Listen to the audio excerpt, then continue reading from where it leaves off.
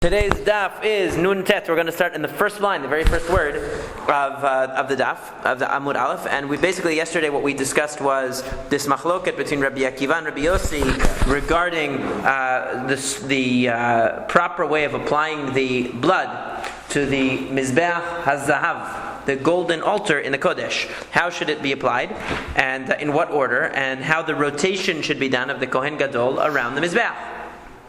So we know that Rabbi Akiva said that you come out from the south side of the parochet, and therefore you start from the southeast corner. You step to your left to the southwest, and you continue on what we might describe as a clockwise formation. Whereas Rabbi Yossi had said that you come out from the north of the side of the parochet, and you come over to the north side of the golden altar. Again, both agree that you start from the east corner. He says northeast. That's the back side of the. Right. That's towards the entrance, right, or the exit, and then you go to your right. So you're making a counterclockwise motion according to Rabbi Yossi. Now the question that the Gemara had left with was, what is exactly the machloket between the two of them?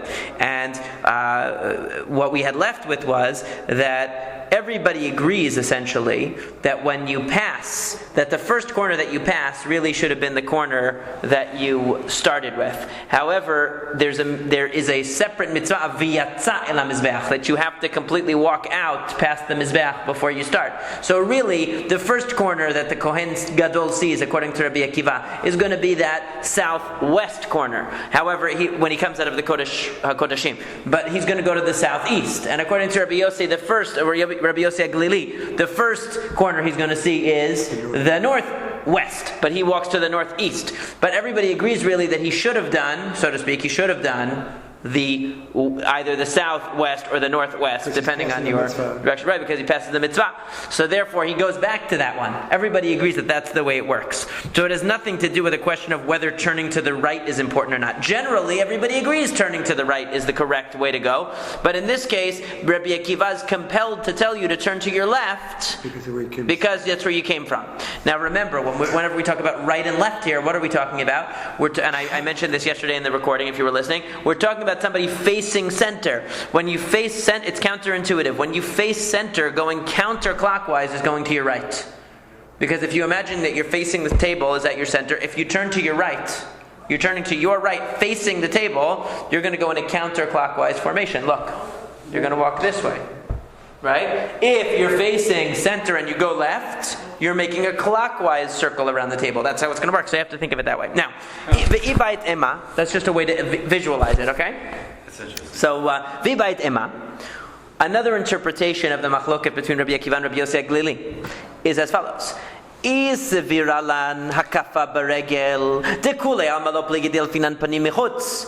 everybody could agree that, because the Gemara had ended by saying that one of the arguments between Rabbi Yossi Aglili and Rabbi Akiva is whether we learn out the outer altar procedure, whether we apply what we do in the outer altar to the inner altar. So the outer altar, everybody agrees you always circle to the right.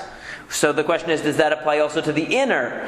And Rabbi Akiva says, so Rabbi Yossi Aglili says yes, and therefore you have to go to your right. Rabbi Akiva said, it doesn't apply.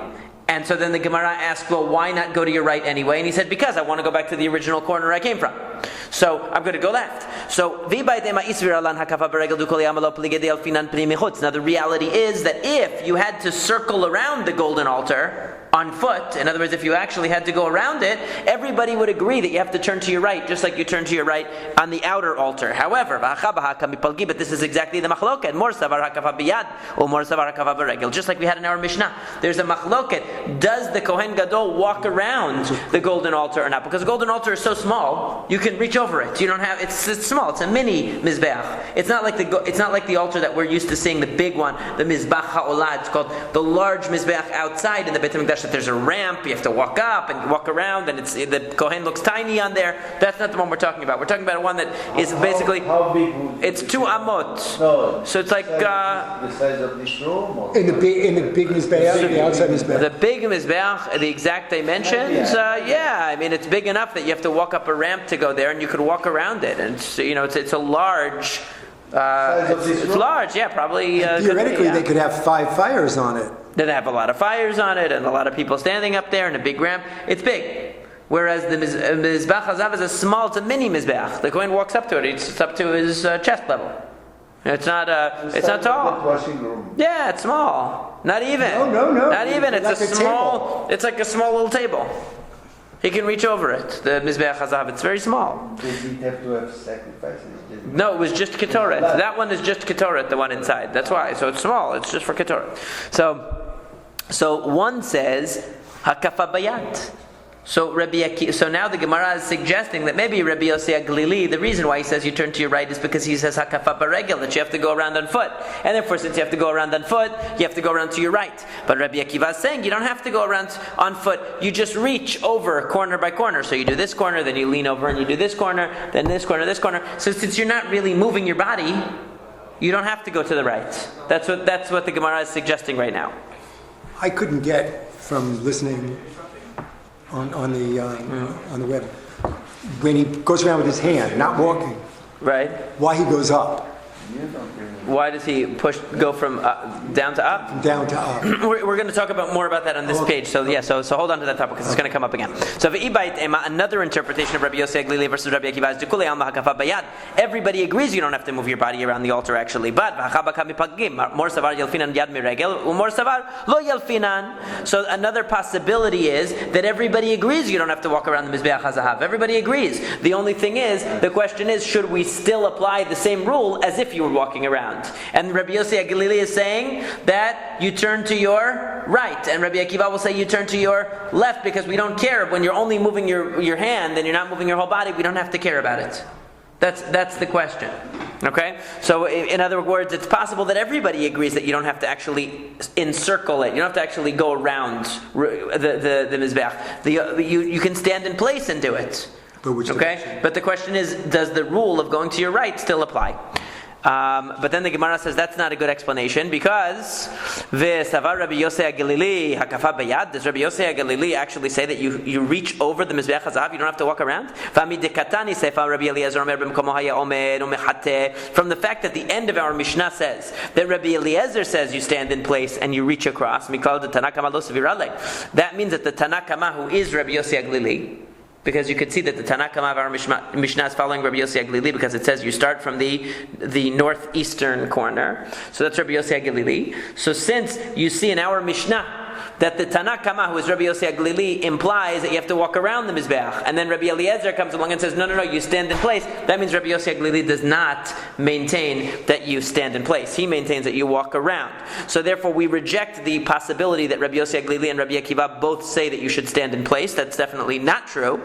What could be true is Ela mahvarta kideshanina meikara mor savar hakafa bayar mor savar hakafa baregel, that this itself is the machloket, that according to Rabbi Akiva you have to walk around according to Rabbi Yossi Aglili you have to walk around on foot and therefore you have to turn to your right, and according to Rabbi Akiva you don't have to walk around on foot, you just have to reach over. And since you're reaching over, we don't say, you're going to the left, you're going to the right. We don't care about that because you're not actually walking. Now the Vilna Gaon takes out the words ve'ibait ema, if you want I will say, meaning he says that the following phrase is a continuation of this answer, not a new answer. Uvhakam bipalge, he says it should say. And this would be the basis of their machloket. Mor savar saviv de mizbeach hapnimi kesaviv de mizbeach hachitzon. Umor savar kulei mizbeach pnimi bimkom chada keren de mizbeach hitzon ka'e. So that one is saying that just like when it says you should put it around the outer, when it talks about putting something around the outer altar, the large altar, it means walking around. So too, when it says putting something around the golden altar, it means walking around. That's what Rabbi Yossi Aglili says. Rabbi Akiva says no. The entire golden altar is like one corner of the outer altar because it's a mini altar. And therefore you don't have, just like applying blood to the outer altar, to the corners, doesn't require, to one corner doesn't require you to move. Applying blood here doesn't require you to move. And that's the basis of their machloket. According to Rabbi Akiva, I would say that it's equivalent to one. Tanya, it says in the Braita, Amar Rabbi Ishmael said, Shnei Kohanim Gidolim Nishtayru B'Mikdash Rishon, that there were two Kohanim Gidolim that were left from Mikdash Rishon. Now according to the Vilna Gaon, the word Rishon should be erased. It's not supposed to say from the first Beit HaMikdash. It means that they were from the times of the Beit HaMikdash. Although on the side it says that in some versions it says Mim Mikdash Rishon, that it does say from the first Beit HaMikdash. In either case, it should say that they were left from the Mikdash, and it doesn't necessarily mean the first Beit HaMikdash. It could be the second, or it does mean the first. So it's not clear. The Girsaot are a little bit complicated here. But Ze Omer Biyadihi Kafti. One says, I never walked around the Mizbeach HaZahav. I always just reached over. Ze Omer Biraglai Hikafti. And one said, I walked around with my feet. Ze Noten Tam Lidvarav, Ze Noten Tam Lidvarav. Each one gave a reason for his practice or for his words. Ze Noten Tam Lidvarav Saviv מזבח פנימי כסביב דמזבח החיצון וזה נותן טעם לדבריו כולי מזבח פנימי במקום חדה קרן דחיצון כאי. That one said, well, the reason why I reached over and I didn't walk around was because I said that the entire Mizbeach HaZahav is like one corner of the outer Mizbeach, so why should I have to walk around? And the other one said, no, just like in the outer Mizbeach, when we apply things to the horns, to the corners of the Mizbeach, we apply them by walking around. So to here, I walked around. So they each gave the respective reasons that had been discussed earlier in the Gemara. The point is that these Kohanim Gedolim, even though they lived in the, so to speak, the old times, these were old-timers from the past that had been Kohanim Gedolim in the times of the Beit HaMikdash, and yet they themselves had divergent practices in how they interpreted the law and how they applied it, which is a fascinating thing. It obviously would be, it's unclear though which Beit HaMikdash they were hailing from. Rabbi Eliezer Omer, Rabbi Eliezer says that the Kohen would stand in place and he would reach over and apply the blood to the various points on the golden Mizbeach. Matnitin mani, who does our Mishnah follow? Rabbi Yehudahi. It is Rabbi Yehuda's version of Rabbi Eliezer's position. Detanya, as it says in the Braita, Rabbi Meir Omer, Rabbi Eliezer Omer, B'mkomo Omer Mechateh. That according to Rabbi Meir's version, in other words, there were two versions of Rabbi Eliezer. Rabbi Meir's version and Rabbi Yehuda's version. Rabbi Meir's version goes like this: that Rabbi Eliezer says you have to stand in place, right? The Kohen Gadol stands in place. That everybody agrees on. Ve'al kulan haya noten mimala lemata. Chutz me'otav sheba'alachson shenoten mimata lemala. So according to Rabbi Meir, he would apply the blood, he would smear the blood mimala lemata, from up downwards, on all of the corners, except the one that was across from him. In other words, if we're following, let's say, Rabbi Akiva's view, that where is he standing when he applies the blood? He's standing at the southeastern corner of the altar, right? Because he came out of the south, he walks past the west, he goes to the east. He's on the southeastern corner, and so he's going to apply the blood first to the southeast, and then he's going to apply it to the southwest, and then he's going to apply it to the northwest, right? Because he's going in that direction. That's ba'alachson. That's the diagonal.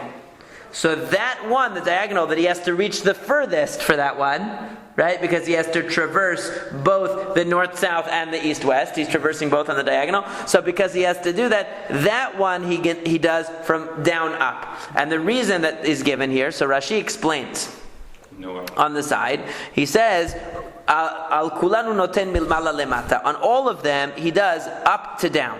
Okay, in other words, he starts up and he goes down, except for the one that he has to reach all the way over, and that one he does down up. So Rashi says, that when it comes to the one right in front of him, he has to go downwards. In other words, he has to start up and go down. What's the reason? Because he says, because he has to have his fingers above. If he goes from down upwards instead of from up downwards, in other words, he goes this way, what's going to happen? Then the blood is going to come down onto his hand. It's going to come down onto his shirt because he's doing it this way, right? Because his hand is turned upwards. And he's going upwards. So that means what's going to happen? He's going to end up with it on his hand. So therefore it's better that he go downwards like this. Imagine painting with your finger paint and you don't want to get it on you. So you go downwards. You have to have your hand facing up, right? But you smear the blood downwards, keeping your arm away. Whereas if you do this, the concern is it's going to drip down onto you. Okay, that's the way that Rashi is explaining it. Now he goes on and he says, and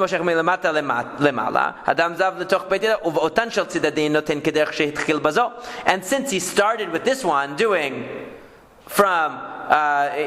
it from up to down, so that he keeps his hand away, so therefore he does that with all of them.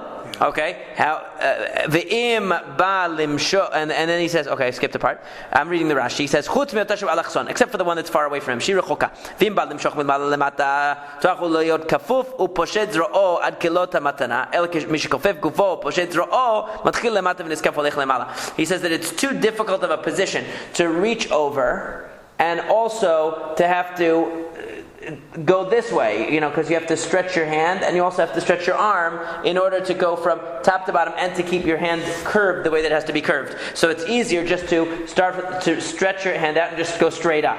Because otherwise it's too much coordination of the muscles to have to bend your hand and be from an upward, starting up and going down on the angle that has to be done. Yes? But when the blood was sprinkled or done inside in the Holy of Holies, or... He's just sprinkling it, so that's easier. No, he's letting it drip. Right, letting it drip, right. Sort of like the same thing.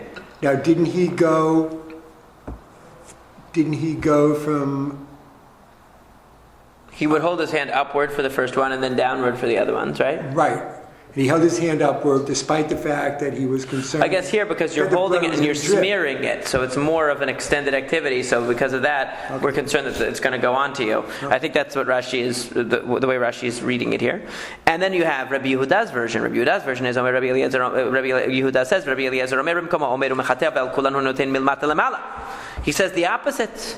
Chutz mizo shayta lefanav mamash, shenoten mimala lemata ki echid lo nitvasan maneh.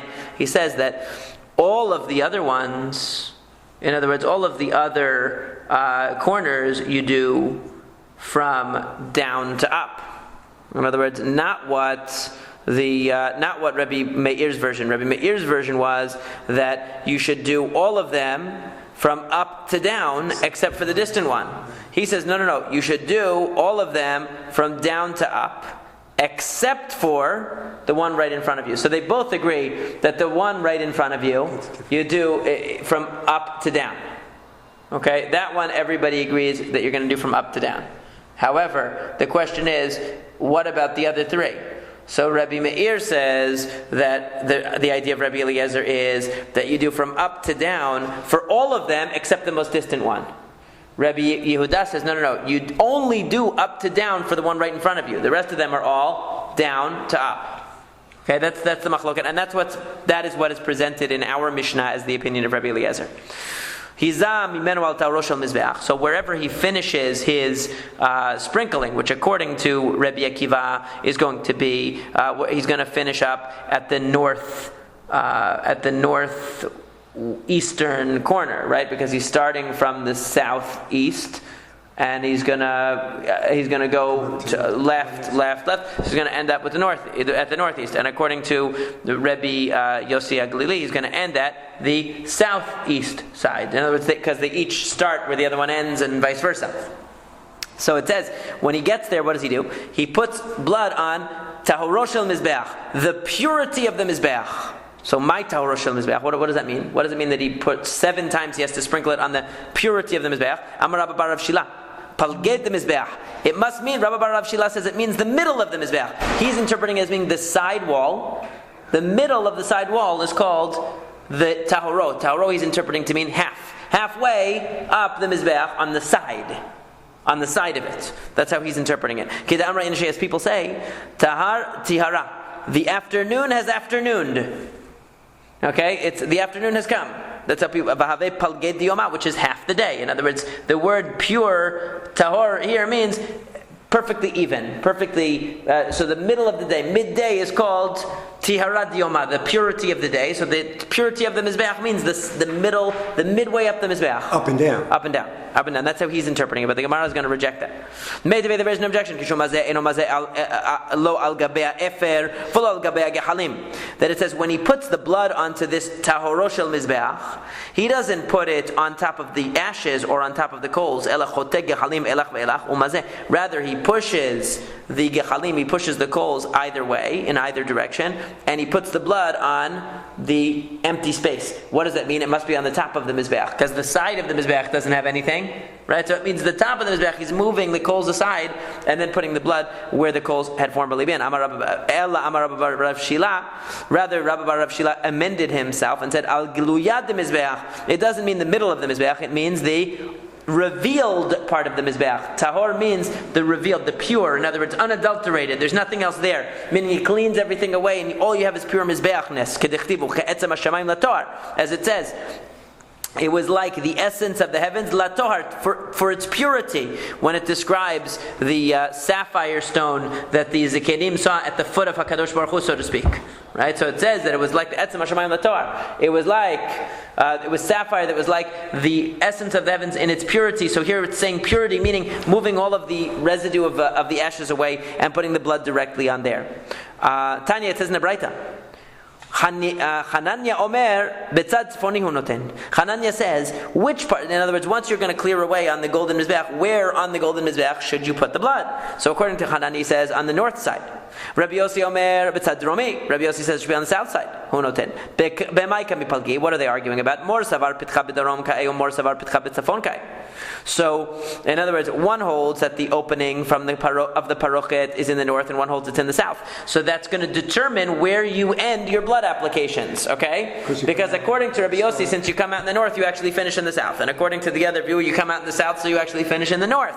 And the kulei alma, but no, according to everybody, mako miha echad gamran matanot dekranot atam yahiv al gago. But everybody agrees that wherever you finish putting the blood on the horns of the altar, on the corners, that's where you are going to put the blood on the top of the altar. In other words, if you finish in the north, you're going to place it in the north. If you finish it in the south, you're going to place it in the south. My tama, what's the reason? Amar krav v'tiaro v'kiddusho, because it says you should purify and sanctify. Makom shekiddusho sham tiaro. The same that this place where you sanctified, that's where you should purify. In other words, the idea is that these two procedures should be done in exactly the same place. So just like you completed this, what they're calling here the sanctification of the mizbeach on the north side, according to Rabbi Akiva, that's where you should put the blood on the top of the mizbeach. And according to Rabbi Yossi HaGalili, that you're going to finish up on the south side, that's where you should apply the blood on the top of the mizbeach as well, where you finished off. And you clear away anything that might. And you clear away the ashes from that part of it, and then you put the blood right there. By the horn. Right.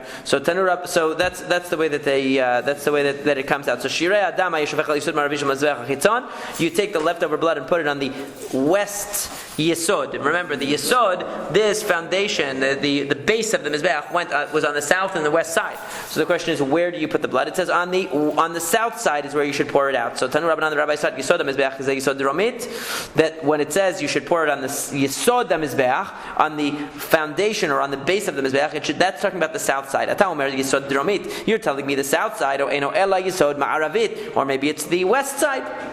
Marta, you'll say yilmad yiridato min hakevesh, or yilamed yiridato min hakevesh l'tziato min ha'echal. That the coming down from the ramp of the mizbeach should teach, or should be connected, or should shed light on the coming out from the Kodesh. Ma yitziato min ha'echal b'samuch lo ve'ezeh zeh yesod maravi av yiridato min hakevesh b'samuch lo ve'ezeh zeh yesod dromi. So he says, just like when you come down, in other words, it's the same concept. We should apply the same principle, that when you offer a korban in the outer altar, and you come down from the kevesh, you come down from the ramp. So what is the yesod that is closest to you? What is the base that is going to be closest to you? It is going to be the south, because that is where the mizbeach, the kevesh, faces north-south. So when you come down from the kevesh, you're going to be at the south part of the base. That's where the blood should be spilled when you have to spill blood of a regular korban.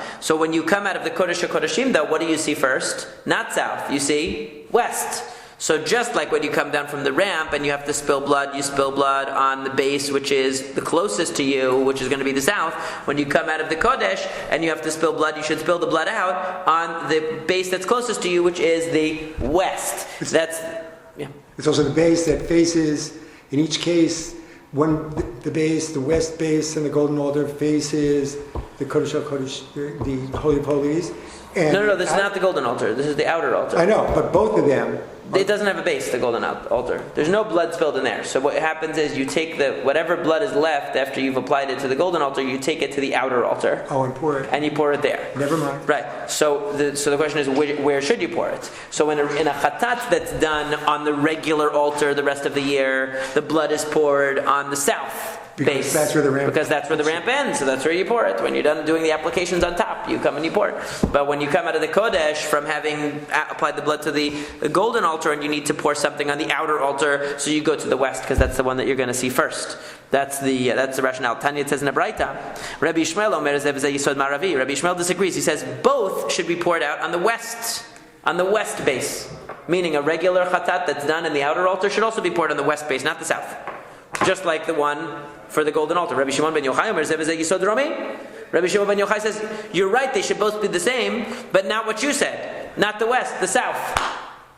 Okay? So in other words, our assumption so far has been that there's a distinction, right? The regular chatat the rest of the year, its blood has to be poured out. Where is it poured out? On the south side. And the one that you pour out from the golden altar, whatever's left over that you finished the applications of the golden altar, is poured on the west base of the outer altar. But now, Rabbi Yishmael is saying, no, they're both the same. They're both going to be west. And Rabbi Shimon bar Yochai says, no, they're both the same, but they're both south. Okay?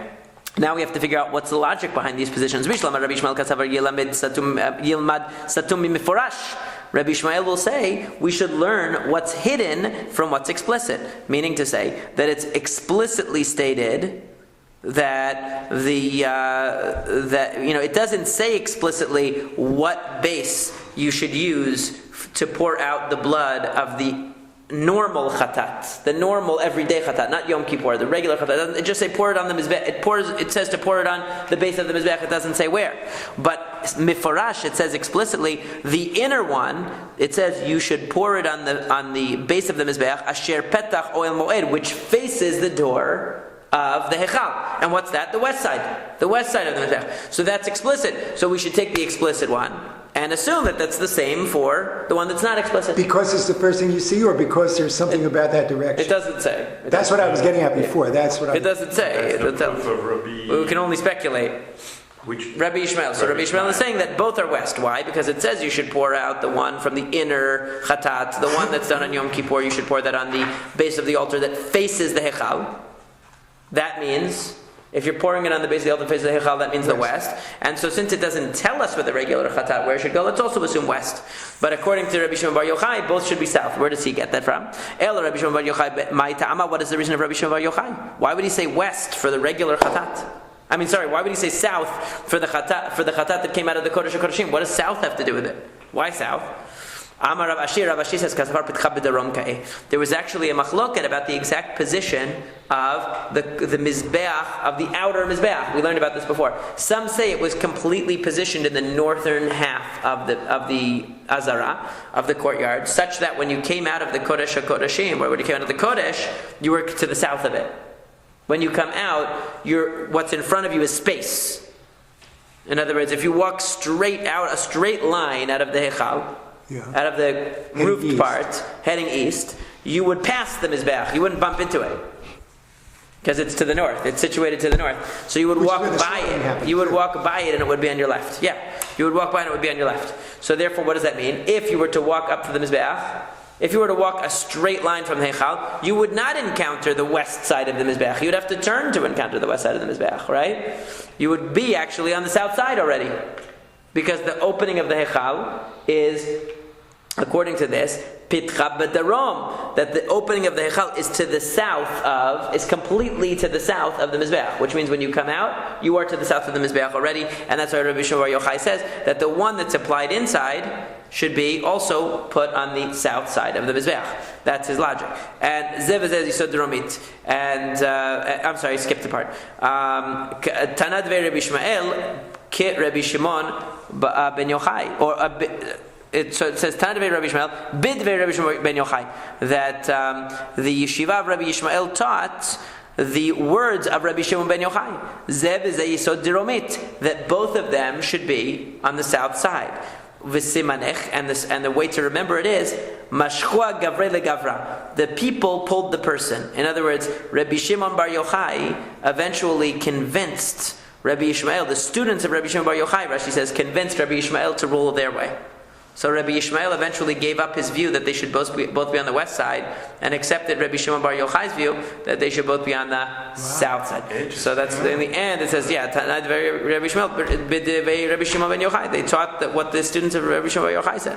That Rashi says, "Bebeit midrasho shel Rabbi Shimon Ben Yochai, hayushonin mishnat Rabbi Yishmael, v'gorsin zevzeh yisod rami." It's the other way, really. In other words, the version in Rabbi Shimon Ben Yochai's yeshiva that they were saying of Rabbi Yishmael's teaching fit with Rabbi Shimon Bar Yochai, meaning to say that at some point he eventually prevailed over Rabbi Yishmael, so that the final version of Rabbi Yishmael's teaching that was taught in the yeshiva of Rabbi Shimon Bar Yochai was that he agreed with Rabbi Shimon Bar Yochai, not that he disagreed. Was Rabbi Shimon Bar Yochai. But that's the reasoning. The reasoning according to that is because the altar was situated in such a way as when you came out of the Heichal, you were already to the south of the Mizbeach, not to its west. Where are these two Americans eyewitnesses when you need them? Yeah. I mean, they could have shed a whole lot of light on this stuff. Yeah. But it sounds like only a Rabbi Shimon Bar Yochai can bring something where it's They can convince you and be right about it. And be right, yeah. And that's the thing. So apparently, when it comes to the regular chatat, he might hold up the same reason. That the reason is because it's the closest corner that you have, and when you come out of the Eichal, it's also you're already to the south. Anyway, so now ve'elo mitarvin ba'ama v'yotzin. So it said that the blood of all sacrifices would mix together in the amah. The amah was a kind of irrigation, sort of ditch that brought the blood and stuff out of the Beit HaMikdash, and it would go out. And it said in the Mishnah that this blood would be sold by the Beit HaMikdash, obviously, to various field workers to be used for manure, for fertilizer.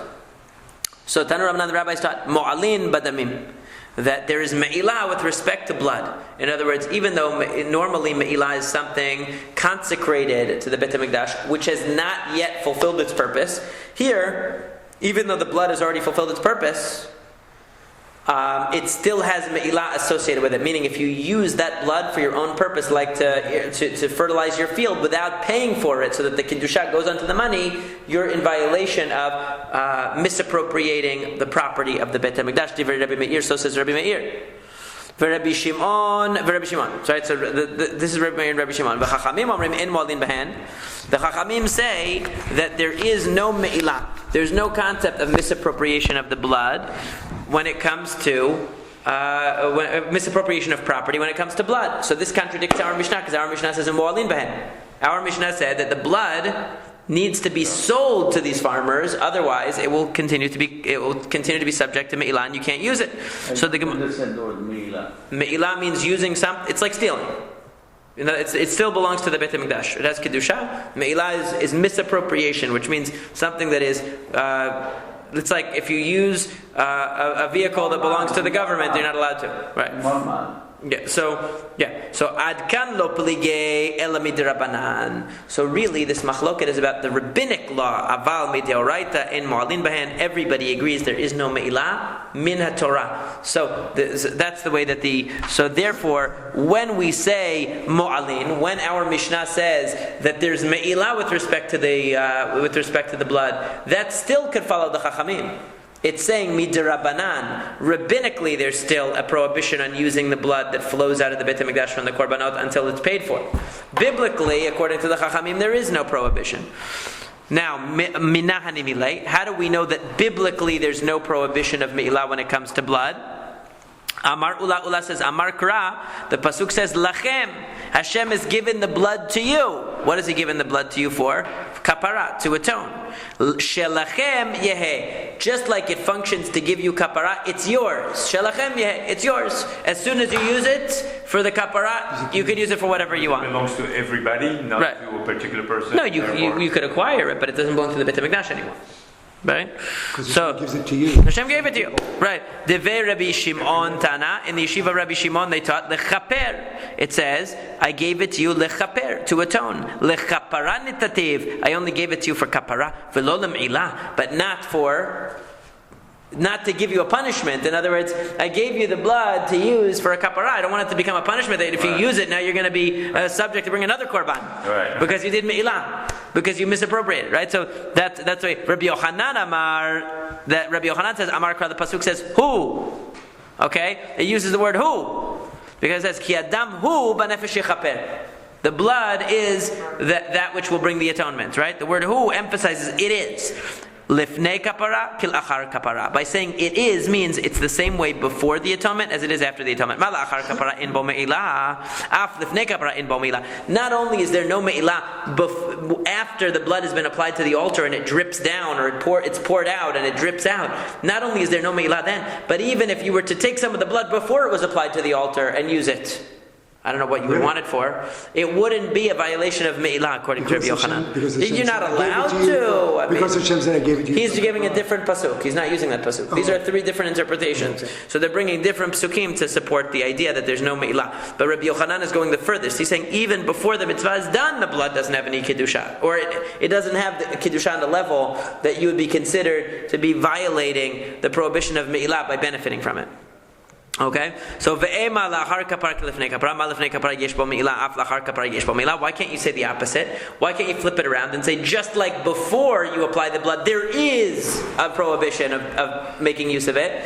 Then the word hu tells you that even afterwards it still is. Right? Why can't you learn it stringently? Why are you assuming it goes leniently that, just like after you applied the blood, there's no me'ilah, if you benefit from it, you're not in violation. So too beforehand. Say the opposite. Say just like beforehand there is a prohibition, so too afterwards there is a prohibition. The answer the Gemara says is,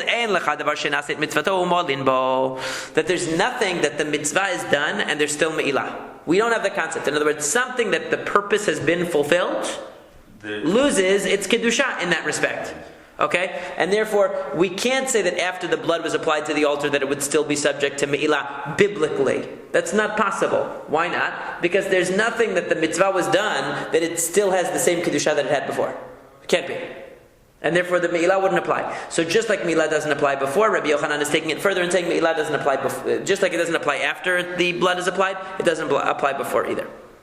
So then the Gemara asks, wait a second, is that really true? Is it really true that once you do a mitzvah, the prohibition of me'ilah doesn't apply anymore? We don't look at it as the property of the Beit HaMikdash anymore? We don't look at it as consecrated anymore?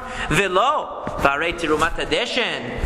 What about tirumat hadeshen? Tirumat hadeshen is where you take a scoop of the ashes off the mizbeach every morning and put it next to the mizbeach. And we know that pile of ashes, Rashi explains, Dichtiv bo v'samo etzel ha-mizbeach ta'un geniza. It says you should put it next to the mizbeach, meaning ta'un geniza. It requires being put away, meaning to say asur b'hana'ah. You're not allowed to go and say, they already burnt the korbanot, and that's just ashes. I'll go take some of those ashes for something. They would use it for coloring things or whatever. I'll go take some of the ashes from next to the mizbeach. No, that Trumat Hadeshen, it's asur b'hana'ah, even though the mitzvah was already done. The mitzvah was scooping up the ashes, putting it next to the mizbeach. Now, why can't you take it now? Nope. Gezerat HaKatuv. Varei Trumat Hadeshen. Okay? So, doesn't that show you from the Trumat Hadeshen, you see that something could be done, the mitzvah is done, the scooping of the ashes is done, and yet it's still prohibited in benefit. You can't benefit from it. So why shouldn't we also say with the blood? Even though the mitzvah was done, still you can't benefit from it. Biblically, min Torah, you should be able to. We turn to Samach Amud Aleph, Mishum Davei Trumat Hadeshen Ubigdei Kehuna Shnei Ketuvin Habayin Ke'echad. Chol Shnei Ketuvin Habayin Ke'echad and Melamedin. We have a principle that anytime you have two cases of something, two cases where the Torah has to tell you something, that means it's not meant to be generalized.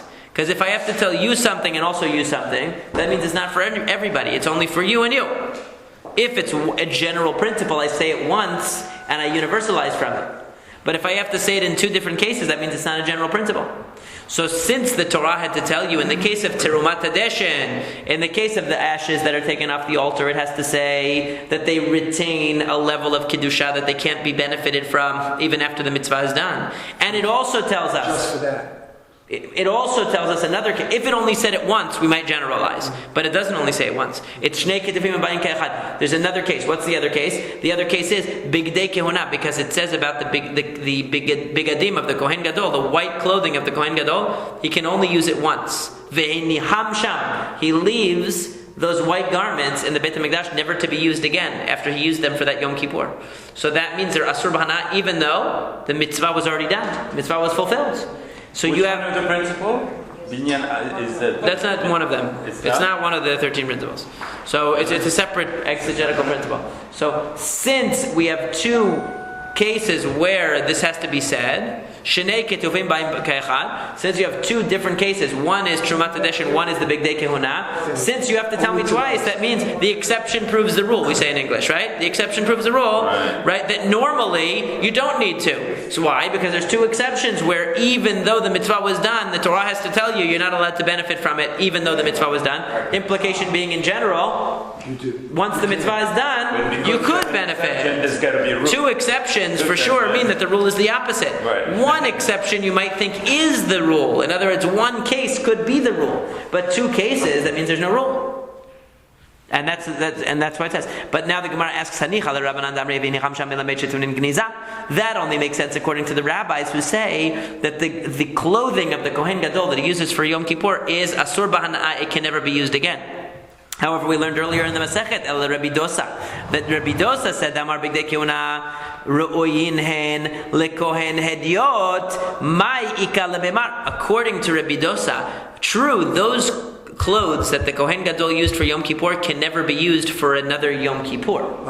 By a Kohen Gadol, but they could be used by a regular Kohen. Remember, we learned that. So that means it's not asur b'hana'ah. So you only have one case where the Torah tells you that something that the mitzvah was done with is still prohibited in benefit, and maybe it can be generalized.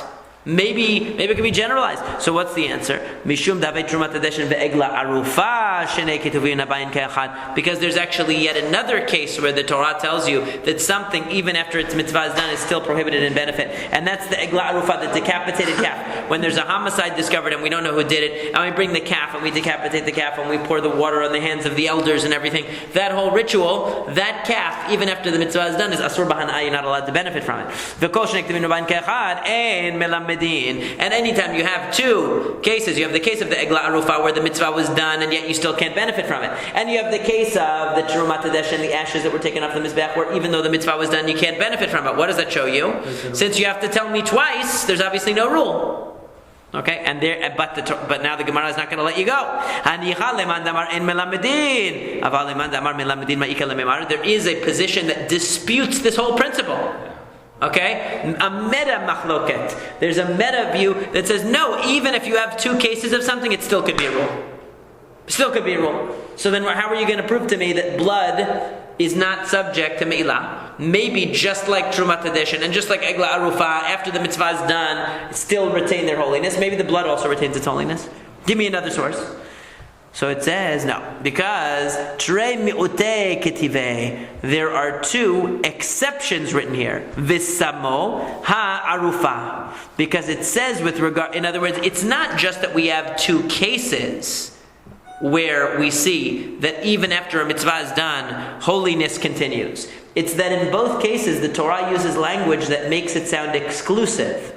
V'samo etzel ha-mizbeach. You should put it, the ashes, next to the mizbeach. Meaning, in general, since the mitzvah is done, you wouldn't have to worry about the hana'ah. But this one you do. So also ha'arufa. It mentions the decapitated calf, meaning this is a unique case. So because it emphasizes that these are two unique cases, if it just gave us two examples, maybe we could still argue that it's a principle. Binyan av. Right? It's a general principle. But no, because it emphasizes that each one is a unique, exclusive case, therefore we conclude the opposite. That the rule is the opposite, right? In general, it's the opposite. Then the Gemara, so therefore, blood, according to the Chachamim, min Torah, there's no me'ilah. Midrabanan, there's me'ilah. So therefore, they have to buy the blood from the Beit HaMikdash in order to use it. The Gemara continues and says... That resolves it. Yeah, what? That resolves it. Yeah. So now the conclusion is like this. That badam lamali. So we see that there were three statements about blood. Because Ula brought one, it says lachem, right? Rabbi Shimon brought one, it says lechaper. Rabbi Yochanan brought, it says who. Each one is emphasizing the idea that there's no me'ilah for blood. That blood is not subject to me'ilah. So what do we need them for? In other words, what do we need these exclusionary statements for now? Okay? Because now you showed me that actually I don't need them. I don't need them because you basically just showed me that I already know that something that the mitzvah is done already, of course it doesn't have me'ilah anymore. So why do I need these psukim to show me? What are these psukim showing me? What are the exclusions? Chad lema'utei notar, mi notar, v'chad lema'utei mi me'ila, v'chad lema'utei mi tum'ah. Aval mi pigul lo tzarich lema'utei kra. So he says that one pasuk is to exclude it from notar. One pasuk is to exclude it from leftovers, meaning to say, normally if meat of a korban is left over past its deadline, right? Once it's left over past the deadline, if you eat it, it's called notar, and it's a very serious violation. It's karet. What happens if you eat blood that was from a korban that was left over? So you'll violate the prohibition of eating blood, but you won't violate the prohibition of notar, of leftover. Yeah, notar is a separate thing. Okay? Now, second thing, from me'ila, one of the psukim, depending on who you ask, one of these psukim excludes it from me'ila, from the prohibition of benefiting from temple property, because we still might have thought maybe blood is also an exception, just like Trumat HaDeshen is an exception, just like other exceptions, maybe even though, maybe at least before, in other words, before the blood is applied, maybe me'ila should work, because what we proved, right, what we proved up till now was that after the mitzvah is done, definitely you're not going to have an issue, because there are only very few cases where after the mitzvah is done, me'ila still applies. But what about before the mitzvah is done? So one of these three psukim, Ula will tell you it's one of them, Rabbi Yochanan will tell you it's one of them, Rabbi Shimon will tell you it's another one. One of these psukim is to tell you that me'ila doesn't apply even before the blood is put on the altar. And third, the third pasuk is lema'utei mitum'ah, that if the blood becomes tameh, then it doesn't add a prohibition to what the blood already involves. Okay, so does he explain it? Yeah, he says basically in the same way. If you were to partake of it, okay, he says v'chen imachal dam kodashim betumat haguf, that if you were tameh and you ate the blood of a korban, if you're tameh and you eat the meat of a korban, it's karet. If you were tameh and you eat the blood of a korban, is it also karet? You're not allowed to eat blood anyway.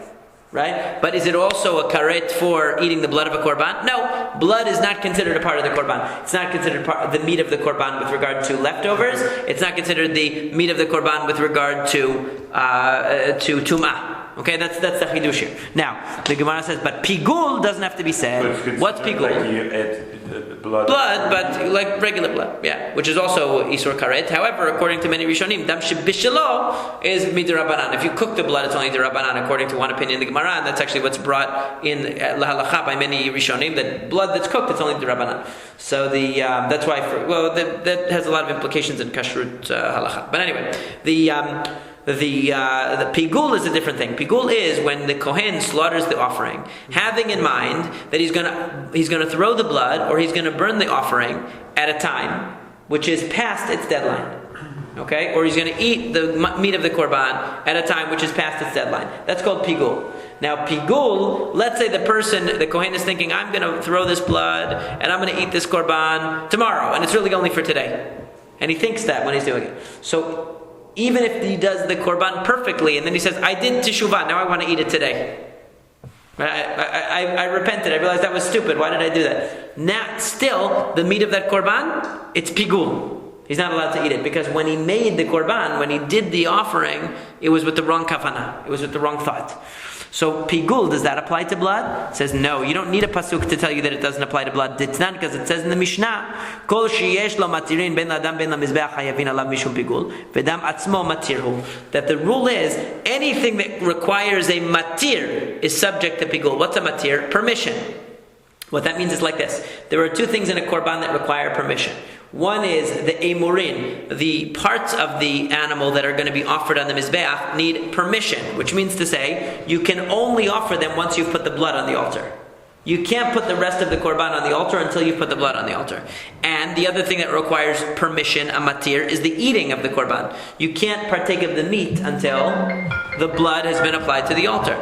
So that's what it means. So anything that the blood service, in other words, the throwing of the blood, permits, whether it permits parts of the offering to be put on the mizbeach or it permits parts of the offering to be eaten, there's a change in the status of those pieces as a result of the application of the blood.